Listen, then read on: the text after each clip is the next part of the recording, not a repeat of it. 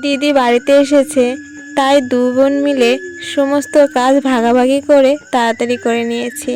আমি উঠান ঝাড় দিয়েছি, দিদি বাসন মেজেছে। আর দিদি রান্নার সমস্ত জোগাড় করে দিয়েছে, সবজি কাটা, মাছ কাটা ধোয়া সমস্ত কিছু গুছিয়ে দিয়েছে। আর আমি রান্না করেছি। প্রথমে মাছের ঝোলটা রান্না করলাম, তারপর ভেন্ডি ভাজছি পেঁয়াজ দিয়ে। এভাবে ভাজলে আমার বাবান খুব ভালো খায়, ওর জন্যই এরকম করে পেঁয়াজ দিয়ে ভাজা।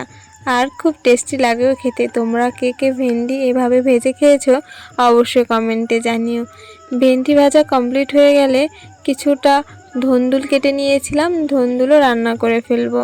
আমার বাবা আবার ভাজা পেঁয়াজটা খেতে চায় না, ভেন্ডির মধ্যে যেহেতু পেঁয়াজ দিয়েছি তাই বাবা অতটা ভালো খাবে না, এর জন্য আবার ধুন্দুলটা রান্না করলাম। আমাদের এখানে আজ খুব ভ্যাপসা গরম পড়েছিল, খুব খারাপ লাগছিল রান্না করতে। দেখো কিরকম অবস্থা হয়ে গেছে। রান্না কমপ্লিট আমার, এখন বাসন ধোবো।